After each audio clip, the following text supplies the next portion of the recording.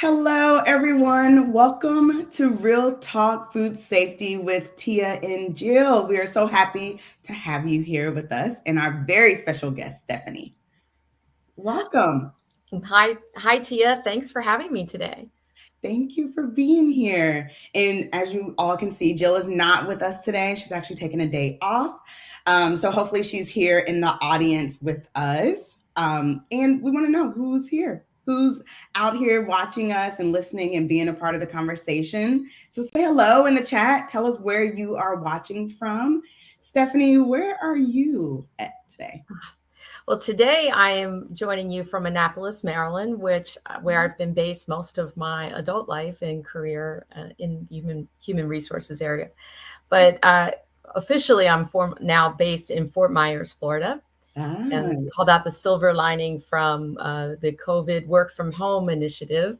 And I'm really not a fan of cold weather. And so I find the warmer weather there helps energize me. But I have lots of friends and family here.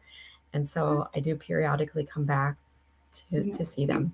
Nice. And you're very close to me. Yes, Hopefully we'll get to see each other this weekend. And that you will be definitely great. missed cold weather up here Yes, a couple of weeks there's ago. still lots of warm hearts here, though. That's true. That's true. Lots of warm hearts, and we have lots of warm food, Yes. warm drinks for when you come to visit. But we are definitely probably jealous of the life we're living with the warm weather. For the ones that like warm weather, That's true. I'm a warm weather person. So, I Well, mean, good. Well, I am happy that you are here with us today. And if this is your first time joining with us, I'm Tia. My partner Jill is out today. But we are co founders of Catalyst. And what we do is that we focus on leaders in food. And our whole mission is to transform how leaders lead in food so that we can live more authentically as ourselves, we can achieve more, and ultimately enable business growth. Which we're going to talk about a few of that today as we have Stephanie with us. And so, without further ado, Stephanie, let's just start. Like, share who you are and a little bit about yourself. And you talked a little bit about your background being in HR and learning and development. Just tell us a little bit about what led you to get into L&D. Well, I would say at the end of the day, I'm a people person and love talking to people and meeting them. And so I found myself in a course on training and development, and I said, that's it. This is where you can bring all of that together. And so I've been fortunate to work in a number of different organizations, both in government and nonprofit space. And it's really neat to align training programs that help leaders and employees grow their careers, grow their talents, grow their teams to all be successful. And so talking about the transformation, I mean, that is a common thread in all that kind of work. And so there's always learning opportunities every day. And that's how I'm here. And I'm excited. I met Jill through a mutual connection who I believe was going to be able to join us, Susan Hall, who maybe some of your community knows. Yeah. And Susan and I worked a long time ago, and she also shares that same energy and enthusiasm. And she introduced me to Jill. And it turns out also in that food safety work that you're all doing is also, I want to say, a personal interest of mine from a family health, whole foods eating, perspective, and the importance of knowing that what you're putting on, the table for you and your family members to eat is safe for them, depending on what their health conditions might be. Yes. So Yes. I applaud the work you all are doing. Well, thank you. Well, we definitely applaud the work that you're doing in HR and just the focus on development, right? Which obviously we're kindred spirits, right? Because that's also our passion around leadership development. And so that's why we're so excited to have you on the show. And so did you know a little bit before you went into L&D, before you kind of went into that class and it sparked this passion? Did you know you were going to work in a field that is so closely tied to people? I would say yes. My mother always said I was a leader at a very early age. There was a child that was struggling, needed the nurse on the playground in first grade, and I took assessment of the situation. There was no adult around. And I went, I know where the nurse's office is. I'm going to take you. Oh, And that's so awesome. my teacher told my mom, she's a leader. I love that. I love that. And so I've always just found like I have ideas and I get passionate about whatever the situation is, whether it's, we're going to do something for the community over here, or, whatever, we've got a technical issue we got to solve. I just really get excited and enthusiastic and want to bring people together for that solution. And so I'm not surprised that I'm in a career that gets me to do all that and continually learn and from others, so that's one of the things there's never a dull moment. There's no 2 days that are the same. You get presented with a unique opportunity to, get out there and research. And I've been, fortunate to learn from some very fabulous leaders and technical experts in a variety of disciplines. Yeah. Yeah, that's awesome. That's awesome. And we're happy to have you on the show today because this intersection between people, right, at work. Obviously, we're in food safety and quality. The people that listen to us, most of them are in food safety and quality or support food safety and quality individuals. And so we have conversations with HR, but Jill and I, we really feel that as we talk more and more about culture and development, that there really is a partnership with HR there. Yes. That we use at Catalyst, right? We have conversations with HR teams often, but it's this link that we have conversations with our food safety professionals about.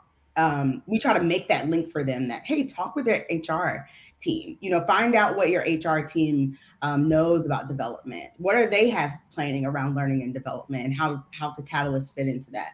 So we have those conversations, but sometimes that link might not be there for people.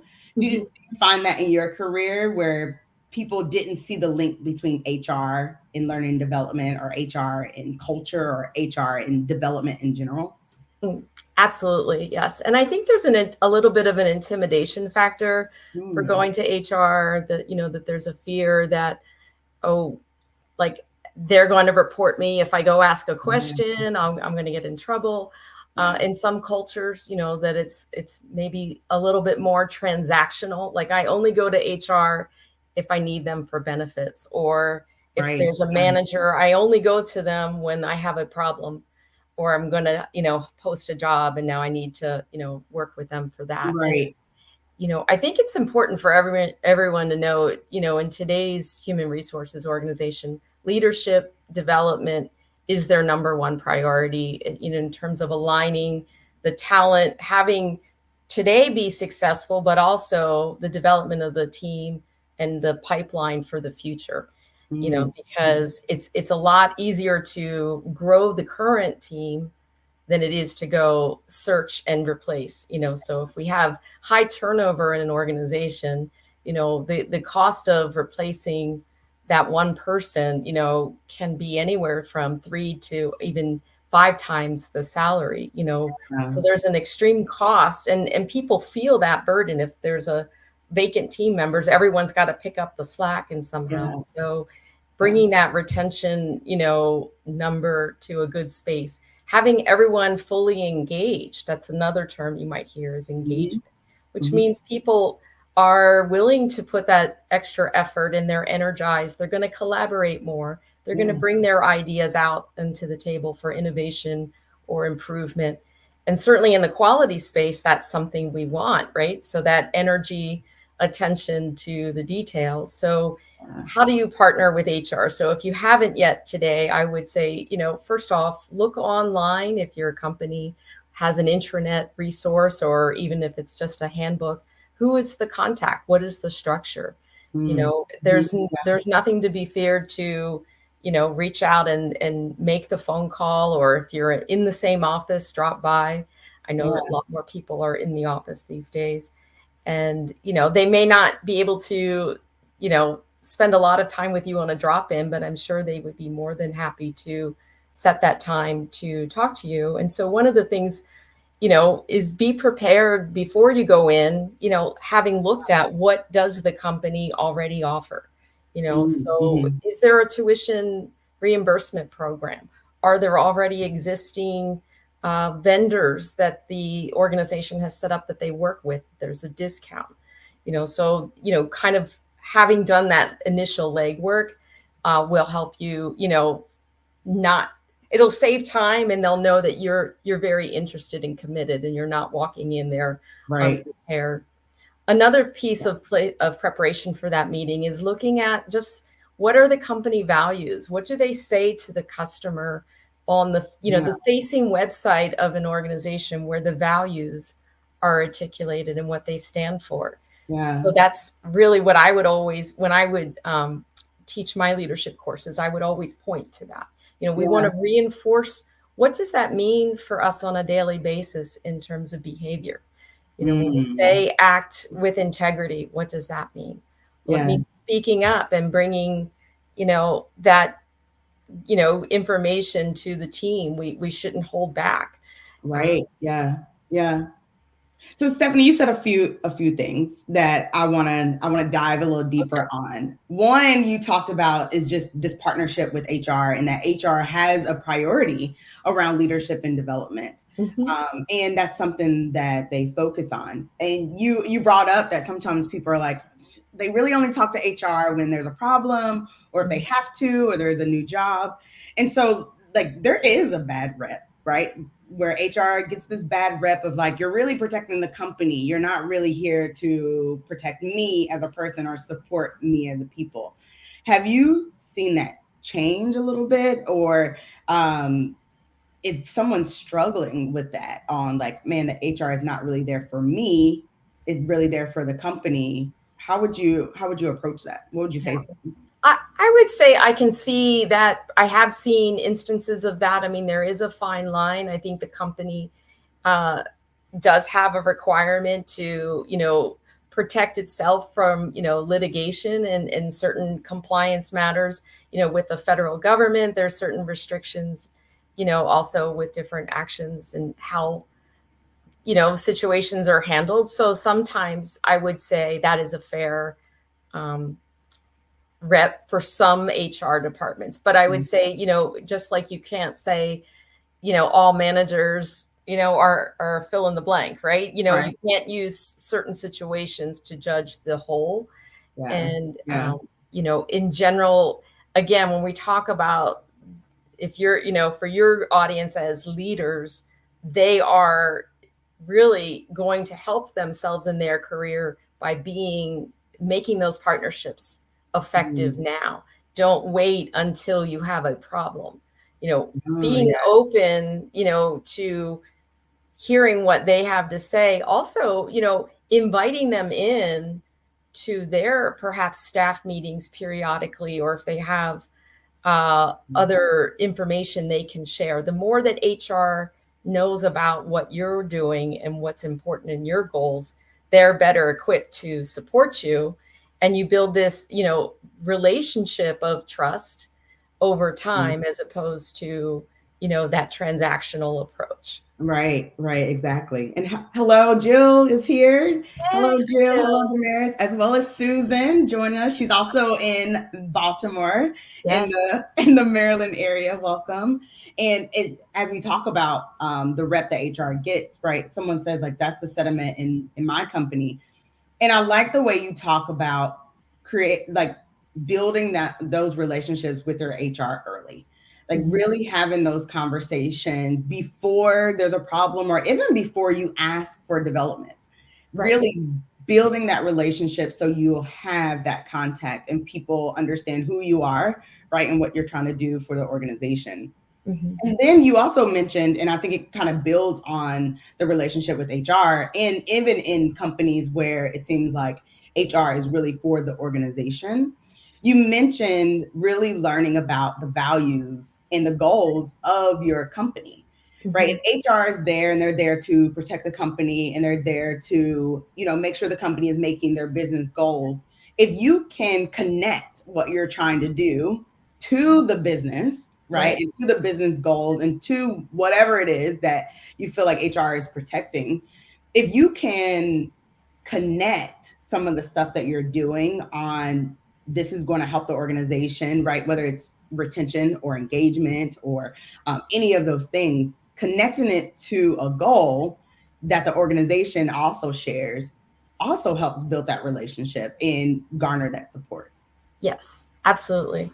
And when we talk about the development, so how do you get HR to support your development as a personal leader? Again, if they know you, they will be more, invested in helping you and your team for a solution, because they're going to take the time perhaps to research and say, hey, here's this other option maybe you haven't thought about. Oftentimes I would get those kinds of emails. Do you have any suggestions for me? And it would always like help if they said, hey, I looked online, what do you think of this course or that course? As Yeah. opposed to starting from a blank slate. Yeah. So it showed to me they are taking a look at what's out there already on the recommended page. Yeah. Yeah. And thinking about too, there's a lot of ways to development does not just mean a class. And there's more than one class option. And if you Google leadership books, you're going to be in the millions or billions, for example, right? Right. And we're in a very, I want to say, prosperous space where every day there's new thinking coming out. The concept of leadership development is, emerging with the context of the world, the technology shifts that are happening. We're more connected than ever. And yet we need to have that, I want to say, human people interaction side even more. Yeah. And so the areas of, leadership skills, I mean, people are going to differ on what they say the top 10 are, but they really, at the end of the day, come down to that communication, being, I want to say, accessible, collaborating. Yeah. And, there needs to be some flexibility. And it's hard today when you're moving so fast and you're saying, wait, the policy says this, and I'm answering today, but where's the gray area and how do I navigate that? Yeah. Again, that's an area that you leaders may make mistakes, and I think, again, that's an area, part of the learning is in the doing. It's not about the class. So your connection with your HR partner to say, hey, can I bounce something off of you? I've got a challenging situation here with some feedback I need to give. Can I talk through it with you? That's going to be a really great developmental moment for you. And it builds that trust with the HR partner. Yes, yes. I love the way you talk about development, mainly because that's how we set up our development. Because it's true. It's not just about learning in a classroom type setting. It's also about doing and practicing. And we focus a lot on those things, but also on reflection. What went well in the situation? What would I do differently? What did I learn? What feedback did I get? Did I, go out and ask for feedback? Did I give feedback? How did this build the relationship that I'm building with the person I'm having these interactions with? Where on the trust model did you go? Just those type of reflections and practicing different ways of building relationships, right? Or influence and, name those top 10, right? That's so important as you think about development. It's not just a one-time thing, right? It's not just a classroom 60-minute or one-day workshop and that's it. And you've been changed. Yes. Right. Yeah. If it was all easy, we wouldn't actually have work to do. Right. But, I was listening to a podcast the other day. They talked about behavior change. If it was easy, there wouldn't be all the, the diet programs every year or all the, what do you call it? The gyms and everything, resolutions and the goals. And to grow as a leader, it's never done. Right. To grow as a person, it's never done. Every day is an opportunity. And so, what is that intention? I know you just led a fantastic vision board activity with everyone. So what is their intention as far as growing themselves as a leader this year? And then checking in with yourself every day. How am I doing on that? So it's not just, I did it, I put it away, but I'm looking at it, I'm reflecting, like you said, I'm talking to my coach or my mentor peers, how am I doing? And there's research that shows when you ask for feedback, people, initially might be a little like, I don't know, like, but Right. Yes. they, if you say, I'm very serious about being a better listener this year, for example, and then Mm-hmm. you check in with them about that, whether or not it's not about being perfect at it, the fact that you've asked them and then you're asking them again, how am I doing? Yeah. They will think you are doing better at it. Mm-hmm. So it's that you're paying attention. And Yeah. so who you are as a leader today also will need, back to that continuous development, Mm-hmm. that will need to shift if you have a different group. Yeah. So, knowing Absolutely. who is in your team and what their needs are, what your challenge and mission is, that's Wow. going to shift. And so you always have opportunities to evolve. That is awesome, Stephanie, because that's something that we talk about with people often, where one of the stats that we use, if you listen to our show, you've heard it before. But the World Economics, they do this survey every year, and one, they were talking about new competencies that are coming up. But one of the stats said 44% of workers don't have the skills that they need today, Mm-hmm. and that competencies are going to change over the next 5 years. So, as you think about exactly what you're saying, if you feel like you are a great leader today, if you don't continue to learn and grow, you're going to be obsolete in about 5 years, right? You're going Mm-hmm. to be behind in about 5 years Mm-hmm. because of how quickly things are shifting. Right. So, making sure that you're staying connected and that you always have something around development as a goal of growth, for yourself. Right. And you're having that goal is not just as a generic, but more specific Yeah. and manageable, so there's what is the feedback that you might be getting from your leaders or your peers, if there's a formal, performance conversation. I know a lot of companies have done away with the traditional rating scale and assessment, but usually there still is some kind of conversation that's expected. So, and if you aren't getting that feedback, ask for it. Set Yeah. up that time with your leader to say, I really, would like to be, my long-term goal is to be, the director of food quality. What do you think I need to do to get there? Yes. Or, Yeah. if you're the director today, you want to be, the president of the company, the sky's the limit in terms of the development options, so, but asking for help from your leaders. So the partnership with HR is important, partnership with your manager also important. And where that especially comes to play when we talk about budgeting for certain training efforts. So if someone wanted to go to your program, or they wanted a program for their team to address a technical skill gap, Hmm. needing to know from your manager, how did the budgets even work in your company Yes. Yeah. for that? What is the deadline for requests?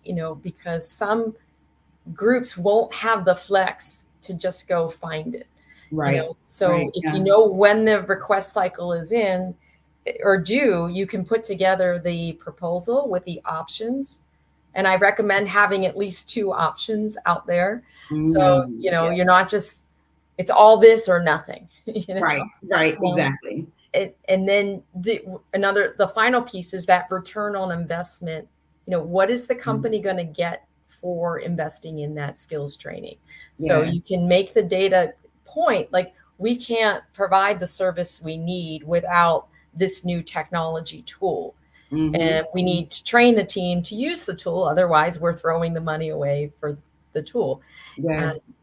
the timing of when that training is um, scheduled is really important too, that you're doing it at a time that it's not going to be crunch time, and you will be able to focus and then also apply the new skills. Yes. Yes. I think those are such great gems that you just dropped for us, because it's like this whole piece of asking for feedback, right? And making sure too your HR partner is a part of that feedback. And like I remember, and it was because I was friends with my HR business partner, where I was having a conversation with her just about my performance, and we just kind of was starting to talk about it. And before you knew it, she was giving me this feedback, right? Especially after she knew like what I wanted to do with my career, where I wanted to go next. And then I started using her for that, right? Like HR is in this very unique position that they're able to give you a different type of feedback because they're not necessarily your direct leader. They don't see you all day, every day, but they hear conversations about you, right? So you're able to get this very different look at feedback where that's very insightful to understand how should you show up differently in your workspaces. But when you think about development, right, they have this very different, perspective around what you might need around development that can help support some of the development work that you need to do. So that when you're talking to your leader, you can say, hey, Stephanie gave me this feedback on how I show up. What do you think about it? Oh, yes, I agree. We see this in this way. I have identified, right, something that I want to do to help with that development over this year, so that I can be a better leader in this space. Now you've used your partnership with HR to be able to get the type of development that you need to thrive as a leader in the organization. Right. I think that is fantastic when you think about feedback and then just that partnership with HR. Yes. And depending on the skills gap, I mean, I would suspect, in addition to the leadership priority, the HR team, they're being asked to, with the top leadership of the organization, for strategies to address the top skill gaps across the board. So, I think there's even talk, certain organizations are going to be moving away from job descriptions to skills as the key in how they organize all their systems. I think that's a little bit, down the pike of it in terms of when we actually start seeing that. But I mean, it's really the world of where it's just evolving so quickly that I think, having a formal, rigid structure isn't serving organizations, but yet we don't have the new yet to move to. Yeah. Yes. I love that. That's great. One other thing that you brought out, and I want to make sure that we touch on, because people ask us all the time, how do I get the buy-in from a monetary standpoint? How do I get the budget? How do I have those conversations around budget? And you brought up, like, know your budget cycle, know when to request, for money for development. Right. We kind of talked about it as we were prepping, that if your fiscal year, ends in July, then June is probably too late to have a conversation for the next fiscal year. Right. So understanding that cycle for your budget at your organization is very important, and HR can help with that. Yes, they can. And smaller organizations, I was just talking to a leader I met in Florida, and they don't even have a formal training department. She's a one-person HR kind of operation, which I would suspect some very small companies might be, but she was talking about their leadership program. And same thing, how does she get the buy-in when there isn't a set budget?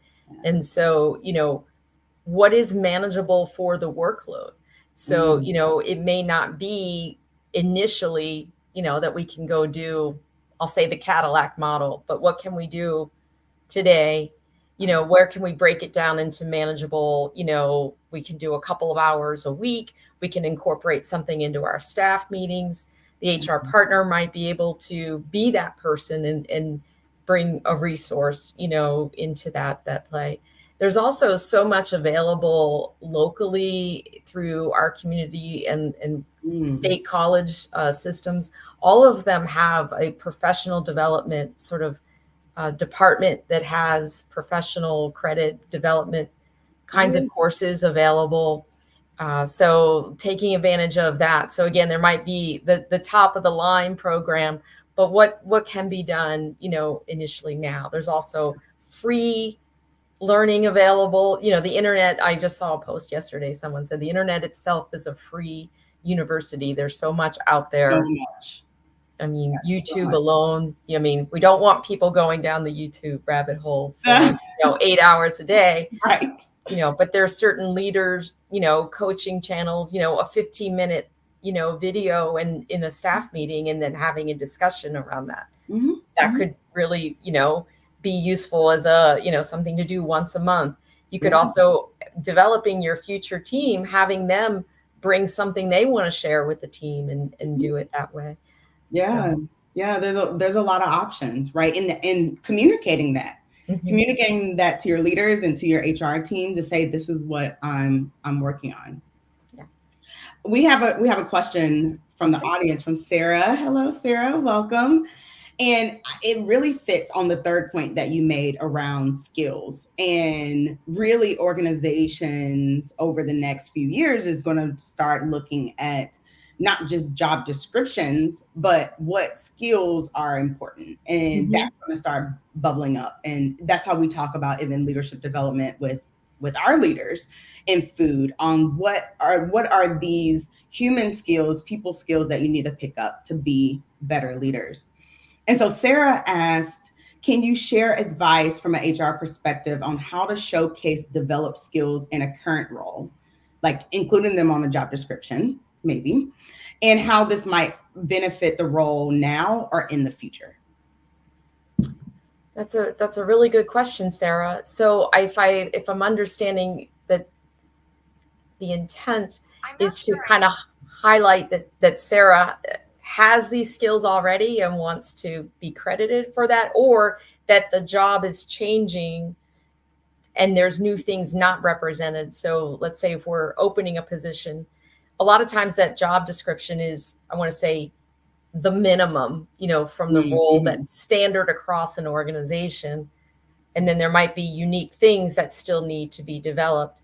So I would say if Sarah's talking about what does she need for herself, like, then that would be, putting that document together and saying, hey, I may not, these are the other things that I'm doing in my role. Mm-hmm. If it's a role for that Sarah's hiring for, similarly documenting them and including them in the job requisition and creating good questions to screen for them. Yeah. Yeah. If she's talking about the other side of, okay, I've picked up these new skills as a Mhm. part of my role, how do I showcase that? So I think seeking opportunities to use that. So raising her hand to volunteer, is there a organizational sort of task force? I mean, there's always, the work between, I'll say, the gray spaces, between, this group and that group where we have opportunities to improve, seeking those out. So raising her hand and saying, I want to be considered for any of these kinds of projects. Those are really a prime opportunity. And I think they're out there waiting to happen. Yeah, yes, yes. I love what you say too. I think it goes back to what you were talking about earlier on the doing, right? Like as you pick up these skills, how are you practicing them? You Mhm. know, a very common example is like public speaking. Say that Mhm. you want to focus on public speaking and you picked up some tips and tricks, maybe you've done Toastmasters, maybe you sat through a few YouTube videos, but at some point you have to step outside of that and say, okay, I need to practice, I need to get feedback, I need to reflect, and then I need to do it again, right? Right. Yeah. And a piece of that is, like you said, raising your hand and saying, oh, I'll give that presentation, Mhm. or I'll give an update to the full team, at the team meeting, and practicing those times to public speak, right? Right. But same thing with like other skills around, I want to focus on building trust with my team. Then how do you create these opportunities or make sure you lean into those opportunities where you need to exhibit trust Right. or you need to show that you are a safe space with your team? And Mhm. sometimes those situations can be uncomfortable, right? Someone could be talking about something personal, or Mhm. you might disagree with the direction, or you might need to give corrective action in this case, right? But that is practice on how do you give corrective action in a kind, compassionate way that Right. you still show that you are a safe space for your team. How do you give that feedback, or how do Mhm. you say great job and create that space of safeness? Mhm. All of those are opportunities to practice. And instead of sometimes, right, like we step away and say, oh, I feel uncomfortable doing it, but you have the skills, go out and practice. Right. Go out and practice. Yeah. Another suggestion that Sarah or anyone can really work with their HR to do is to request a mentor. So Mm, that's another key part of the development process in an organization, particularly if we're looking at grooming the leadership pipeline for higher levels. Some companies have very formalized processes for it, but having someone that's in I want to say a superior role, but not your direct manager, that you're guiding and seeking the development wisdom, and bouncing ideas off of them, and getting their suggestions as well yeah. for that, because again, they're going to have a different view of the organization, the Hmm. opportunities where you could grow and practice those skill opportunities, and having that different perspective. So the HR partner may have good visibility of someone that might be a good fit for you to reach out to. Yeah, yeah, really great point. Jill, she was in the same line of thinking as Sarah. But one of the questions that Jill asked is how important is it for leaders to even review job descriptions and the skills needed in the current role, but as their current role, but also for their team? What would I you say how often you should do that? mm, I think I don't know that I would recommend that leaders get hung up on that, spending that, because they're going to say that's administrative work, and with it frequently changing, I think the Mm-hmm. important piece is that there's alignment between the leader and the employee in Mm-hmm. what they're working, what are their priorities, what are their job responsibilities, and making sure that that at least is clearly documented, so that, and I say documented, that a lot of times some people are, they hear the words, but when they see them written down, it means something else. So if I can see it in an email and say, yes, these are my top 3 priorities, and I know what skills I need to do those things, that's the essential part, versus getting into an administrative, burden. But again, for that HR, go back to that HR partner, have that conversation. What is their process for updating the Mm-hmm. position requirements? I was involved in several, I want to say, smaller kinds of projects, as well as some larger ones where leaders brought up, for example, in the field of cybersecurity, we didn't have the disciplines as an organization, and it took some time where, they needed to not just be reflective of one small group's cyber needs. They needed to work on an entire description process. What does that mean? And for a lot of the larger companies, the job description is tied to the compensation structure. So there's a Mm-hmm. whole rigor and science behind how they put that together. So that's why, needing to work with HR to understand what is their process for updating Yeah. and reviewing, and they can say, yes, we can take that forward to the group responsible, or they might say that they may not be, they just finished updating that one for this year, they probably won't look at that again. But Yeah. that doesn't mean, again, that the leaders can't operate, that that's what they need for their team. Yeah. Yeah. And that makes sense. That makes sense.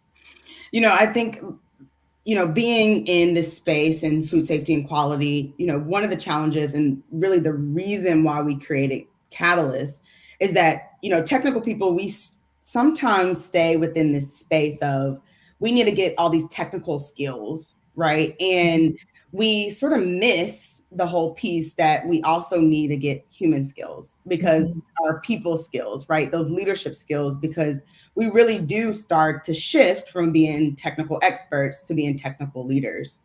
And so we talked about this a little bit, but I would love to hear a little bit more on as we make that shift so that we can better influence and communicate and do all the things that we need to do as leaders. How can we really lean on HR to support us in this space, Mm. especially as we talked a little bit about getting buy-in or connecting it to values. What are some other things that we could do to really lean on to HR to even identify the skills that we need? Mm. Well, I appreciate that question, because I think the notion of the shift, first off, if we look at that, is probably the hardest shift for people to do, is to sort of let go of the technical in Yeah. favor of that interpersonal skills. As Mhm. they move up, you're 100% correct. As they move up in leadership positions, they're not going to be in the day to day, and Mhm. so if they love being in that hands-on space, that's going to be probably hard. And so the HR partner can be coaching on that and how they grow their delegation skills and empowerment of their team to trust. They may not do the work exactly the same in the day to day, but do they understand what's important, and did they get the result? Mhm. So that's one area HR can help with in and of itself. And then as far as the buy-in of what are those interpersonal skills, again, I would go back to the values of the organization that are Mhm. stated, the leadership model for the company and what they're saying, these are the things that we're aspiring and developing in our leaders. Oftentimes, the HR already has an assessment. I want to say what out there is called a 360 assessment, Mhm. which means full circle. A lot of times, there's a preferred tool that the Mhm. organization is using, and they can inform on that. Yeah. And there is a cost. Now, sometimes, is it included in an existing training program that maybe you can get into that program and you would Mhm. already have that. Other people may not, but maybe the cost of the assessment isn't so much that your manager is willing to pay for that assessment for you now to get that feedback. And the HR partner, they may be able to help give you that feedback and development, and support a development plan from there. Yeah. Yeah. That's awesome to think about because, like you said, that shift is hard. That's hard. And I think some people don't think it is hard to shift from doing what you've been doing for so long, right? Which is Mhm. executing. And then now needing to step into this role where you're supporting executors who, by the way, are not executing it the same way you would. Like that's when Yes. it's hard to take a step back and really step into this leadership role versus this Right. executor role, right? Where you're executing. So Damaris had a question. She talked about before you were mentioning something about having conversations to get feedback from peers. Could Mhm. you give us could you give us advice on how to conduct or guide us through this conversation to get the most value out of it? Terrific question. Yes. For sure. So I would say, thinking about, first off, the peer group that you have, are there people that you'd want to be getting this feedback from, someone that you interact with on I want to say, enough frequency that they're seeing you and have something to go by. And so, I would start, if it's someone you're seeing every day in the hallway in the mornings or something, you could just say, hey, I would like, 15 minutes of your time to sit down and talk about my leadership development plan for the year.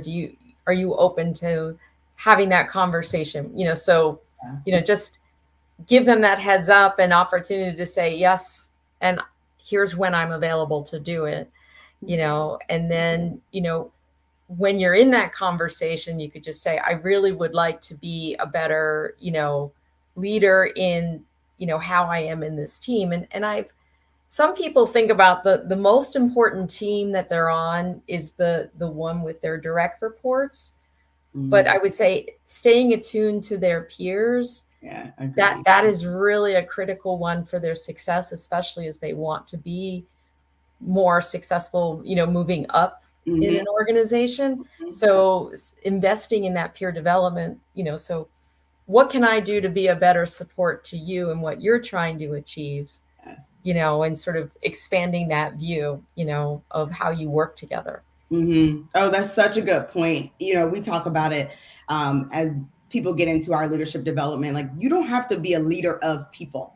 You are a leader in an organization, and in that peer to peer, right? Yeah. And we talk about up down, right? A Yep. lot, but that peer to peer, like you said, is very important. I know we know those people where their teams love them, but they did not work well with other people that Mhm. set on that broader team, not necessarily the people that reported into them. So I think that's really important. And exactly what you're saying, the peer to peer mentor relationship is so important. And exactly what you said, I've actually done before. I've actually said to one of my peers, hey, I'm really working on delivering a clear and concise message. Can you just pay attention to me as I give this presentation Mhm. and give me any feedback that you have? And it was like, yeah, of course. And afterwards, right, she was able to give me feedback that I was able to take to my next one. And it was something that she saw me speak a lot. To your point, right? Like she saw me have these conversations. She was a part of that peer to peer team. And so that was extremely helpful for me. And one that after I started doing it, was like, man, why didn't I think to do this more often? I think I had heard someone say, oh, this peer-to-peer mentor, you can just ask. And I'm like, man, I should do that. When I did, and it was awesome. But Mhm. one again, that's about practicing, right? I think it goes Yeah. back to doing the work and then asking for that feedback. Yes. Yeah. And it might not be the norm in the group at the moment to do it, and it might feel a little awkward, and Mm-hmm. be okay with that. I mean, because you're stepping out, you're hey, I'm willing to do my I want to put this time into myself. I'm going to do this differently. And so, you can acknowledge, hey, I know this might be a little awkward for you, but, I just appreciate any suggestions you have. I mean, you could keep Mm-hmm. it even more simple to start if it's not something that people normally do. Yeah. And even that's building relationships, right? Yes. A deeper relationship with that person than you had Mhm. before. Susan had a really good question. She said that in her experience, it's been that many organizations still view L&D as an HR initiative and sort of throw it over the fence to HR as opposed to leaders across all functions Yes. owning that ongoing employee development. Mhm. What do you suggest for engaging all functions so accountability and reinforcement of development is owned by all functions? Mm. Such a great question. Oh, that's a $1 million great question. I would say the L&D group gets to be the champion of L&D.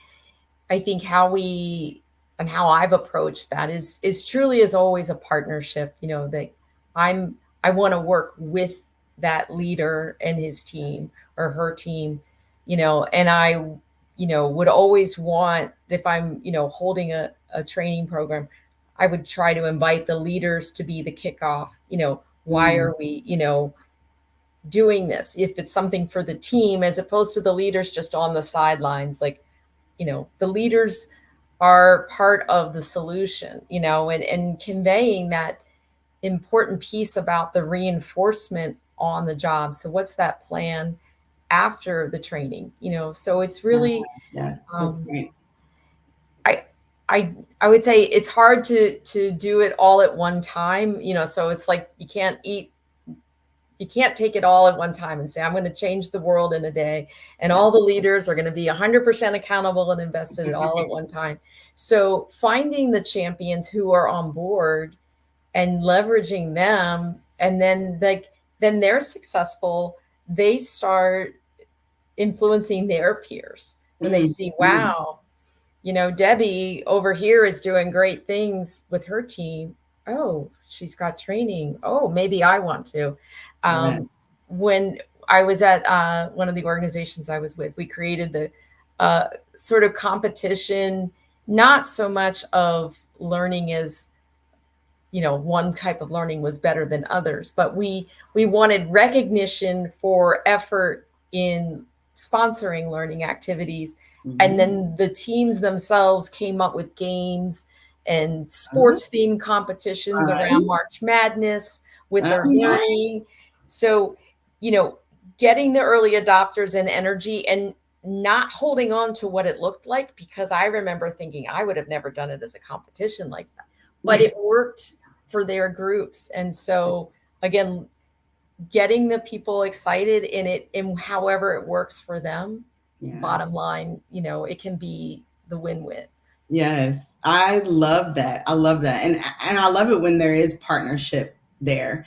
And even on the, the technical side, like for us to get involved and ask those questions, right? And asking, what do you have planned around development? And oh, I need this for my team and this is what I'm thinking. How can I help? Right? How can I help partner with L&D to get this done? I think it's a two-way street too on our end, really being connected. And Jill and I, we have these conversations because we really truly believe that HR is a partner in Yeah. this. And so when we talk to clients or even potential clients, having that conversation around what they need around development and what role is their HR team playing. And sometimes it's like, I don't know. I don't know what HR has planned, right? Sometimes it's like, oh, they do have something planned. We just need to help steer them in a different path for our group because we need something different. Or sometimes it's like, yeah, L&D has this whole plan that we're on board with. So we've seen the full scale of it. Right. But what's important is that partnership is there and they're Right. having those conversations, particularly, specifically about development and what happens next today and what do we need going into the future. Right. Right. And I think like they could always also, knowing, let's say they want to work with you and get support for coming into your boot camp, offer to set up a time if they want for the L&D or the HR partner to meet you. Yes. And say, hey, I really care about this. You've done your preparation. This is where it's going to pay dividends for me. And, would you be willing to sit and talk with Jill and Tia and, where they can, answer more questions so that if you're in connection with the HR partner or the L&D, then they can, they hear from you, and that might be something they put in their future roadmap. I've often had people say, hey, I met this training person at a consultant or a consulting meeting, a conference, would you consider talking to them? I mean, it was always a great conversation. I may not have been able to use them right away, but for me, expanding my network of resources was always a positive. And we've definitely done that where people are like, hey, have a conversation with my HR team. Sometimes we're like, hey, we would love to have a conversation with your HR team, because you're right. I think that's really important. We talked a little bit about, learning development and the plans, right? The plans that organizations might have or you might have for your team, or you might have for yourself. Jill and I, we talk a lot around the benefit of having a developed plan around your development versus like taking these sort of one-off courses or, topics. What are your thoughts around having a plan, a connected, progressive plan for yourself or for your team, development versus choosing sort of one-off, oh, this is a great influence course, or oh, communication, let's throw this in there type thing. What are your thoughts around those two different approaches? Great question. Well, I think, I'm a lifelong learner and I love learning. So I could say there's no wrong way to do any of this, but what is most effective, is for you in your career would be a focused plan, and for some people that might take more structure than others. And so, and some companies have a requirement for leaders to actually, detail what they or their team members will be working on, so that then they can, use that to bring in the resources. So if they, as a kind of a needs assessment requirement. So the development plan, I think, a lot of the best practices out there are, though, to pick, one, maybe two items and make a commitment of actions that are reasonable to take to develop. So instead of, I'm going to go from, I don't do any presentations today, to use that example, to I'm going to be a TED Talk person, in 3 months. Is that reasonable, Stephanie, to accomplish? So breaking down what are actions that are ones that you can realistically stretch, but also accomplish. Yeah. And then sharing that plan, either with your HR partner, your mentor, your manager, your peers, getting that input from them. Also, if you have direct reports, what are they looking for Yeah. from you for the year? Yeah. What would they need from you to succeed? Putting Mm-hmm. those into it and then asking for that check-in, that feedback. How am I doing? That's more likely to both show progress, but also get that buy-in that their people are saying, yes, you are being more effective. Mm-hmm. Yes, yes. Yeah, we agree. That's why we, set up our courses in this way, because I think it again goes back to your point of doing, right? And being able to practice, is that when you have something that is connected, a development plan that's connected, you're able to learn, practice, reflect in a way that's building upon itself Mm-hmm. versus, just kind of hanging out by itself, which again, to your point, like, if that's what you need to do right now, definitely do it, right? Get the development that you need and continue to develop yourself. But as you're looking to grow your career and having something a little bit more effective for your career, having Mm-hmm. something that is planned and builds upon itself as you grow as a leader is important. Right. Yeah. Jill asked a question around ROI, and I think this is a great place to pivot to in our last few minutes, because we are supporting a business. We talked a little bit about connecting what we need to business goals. Even in our purpose, right? We're here to help leaders enable business growth, and so we know, ROI is something that our leaders ask for, but sometimes RI is hard around human skills. And Mm-hmm. it doesn't seem, Jill kind of mentioned that it doesn't seem to have the same weight as ROI for equipment. Mm-hmm. But we know that development has ROI. So her question is, what words should we use, or how do we better get support for development dollars? Mm-hmm. Well, I would say there's a lot of great resources out there. It's a fantastic question. Part of it has to do with what's uniquely measured in your organization already. So for, Mm, let's say, the turnover data. So soft skills, as they call them, soft, but really they're the harder ones, I think, it's true. to grow. Improvement in, the team engagement, the retention, those are a lot of metrics that the HR is already keeping.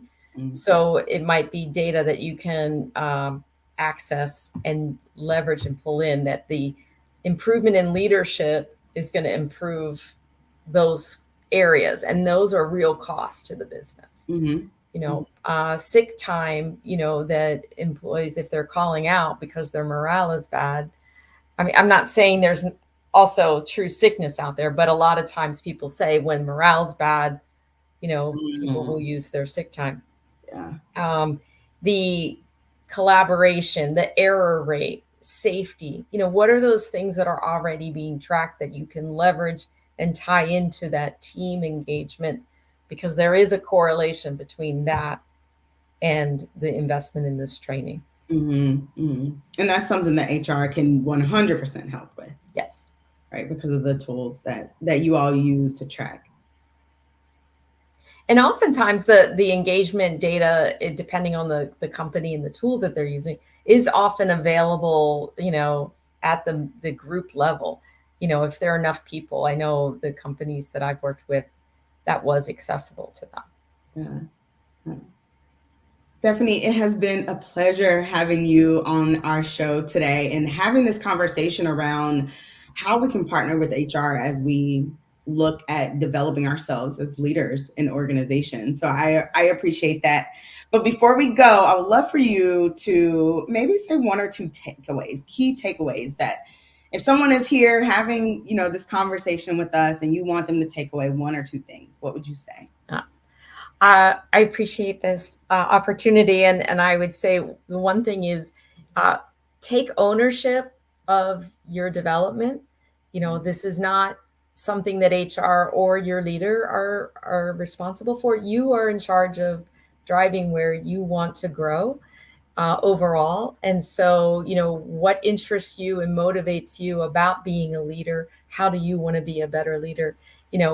Always keeping that true to yourself and your values, and making it happen, taking charge.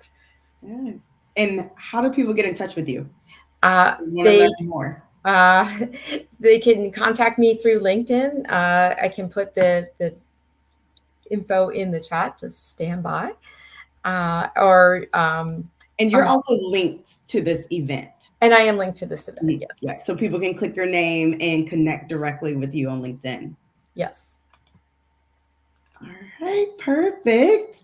So we'll have that. Connect with Stephanie on LinkedIn. And you all know we've been sending out messages, but our boot camp starts next week. Ooh, so we're super excited about our spring boot camp cohort. So if you are looking to get more development and become a better leader and lean into those human skills, join us next week at boot camp. All right, we will see you all next week here. We have a very special program next week that we are excited about. We are here every single Wednesday at noon Eastern, 11 a.m. Central. So we will see you next week. Bye, everyone.